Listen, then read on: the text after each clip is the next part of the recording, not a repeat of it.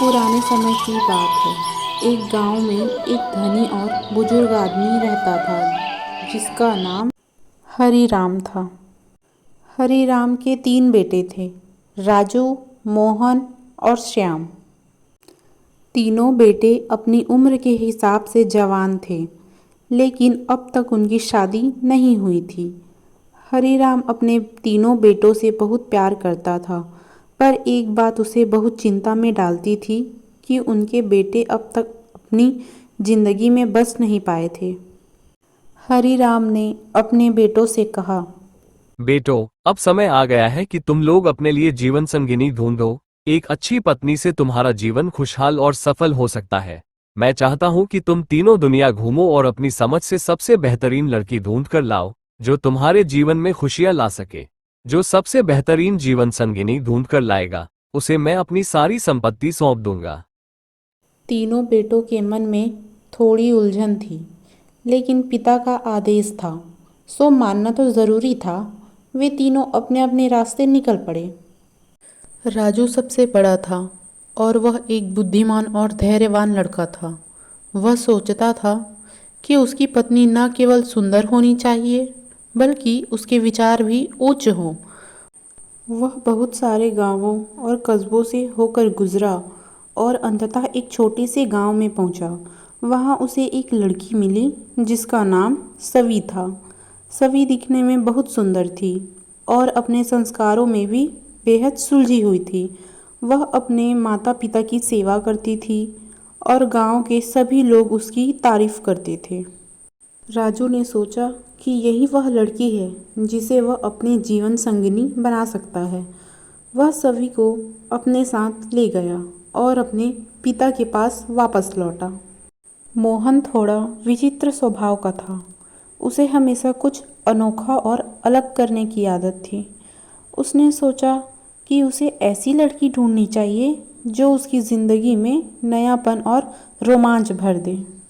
मोहन ने दूर दूर तक यात्रा की और एक शहर में पहुंचा। वहां उसे मीरा नाम की लड़की मिली जो कला और संगीत में बहुत माहिर थी। मीरा की आवाज़ इतनी मीठी थी कि लोग उसकी गायकी से मंत्रमुग्ध हो जाते थे। मोहन को मीरा बहुत पसंद आई और उसने सोचा कि यह लड़की उसके जीवन में खुशियाँ और संगीत दोनों ला सकती है। मोहन भी मीरा को लेकर अपने पिता के पास लौट आया। श्याम सबसे छोटा था और सबसे सरल स्वभाव का था। उसे यह सोचकर चिंता हो रही थी कि उसके भाइयों की तुलना में वह कोई अनोखी या खास लड़की कैसे ढूंढ पाएगा।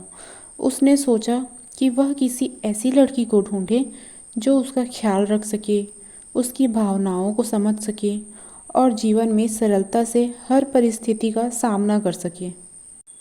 उसकी यह यात्रा एक छोटे से गांव की ओर बढ़ी, जहां उसे एक साधारण लेकिन दिल से प्यारी लड़की को देखा। उस लड़की का नाम राधा था। राधा बहुत मेहनती थी, परिवार की जिम्मेदारियां संभालती थी और सादा जीवन जीती थी। श्याम को राधा के गुण बहुत भाए और उसने उसे अपनी जीवन संगिनी बनाने का निर्णय लिया। वह राधा को लेकर घर वापस आ गया। अब तीनों बेटे अपनी अपनी जीवन संगिनी के साथ पिता हरीराम के सामने खड़े थे। हरीराम ने बारी बारी से तीनों लड़कियों से बातचीत की। सवी, मीरा और राधा तीनों ही अपने अपने गुणों में अलग थीं। हरीराम ने ध्यान से उनकी बातें सुनी, उनके व्यक्तित्व को परखा और फिर सोचा कि किसे चुनना चाहिए।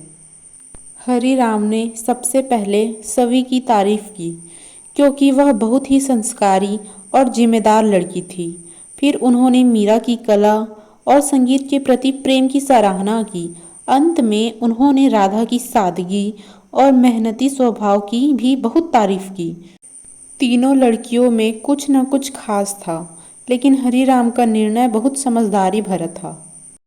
हरीराम ने अपने तीनों बेटों से कहा, अद्भुत है, लेकिन जीवन संगिनी वही होनी चाहिए जो जीवन के हर पहलू को समझ सके और हर परिस्थिति में साथ खड़ी हो सके। मैं चाहता हूं कि तुम तीनों अपने दिल से फैसला करो कि तुम किसके साथ जीवन बिताना चाहते हो। संपत्ति या धन से ज्यादा जरूरी है कि तुम्हारी जीवन संगिनी तुम्हें समझे, तुम्हारा साथ दे और तुम्हारे साथ हर परिस्थिति में खड़ी रहे। तीनों बेटों ने अपनी पसंद की जीवन संगिनी को चुना। हरिराम ने अपनी संपत्ति तीनों बेटों में बराबर बांट दी और तीनों बेटों के साथ उनका जीवन सुखमय और खुशहाल रहा। इस तरह तीनों बेटों ने न केवल अपनी पत्नियों से एक खुशहाल जीवन पाया, बल्कि अपने पिता की इच्छाओं को भी पूरा किया।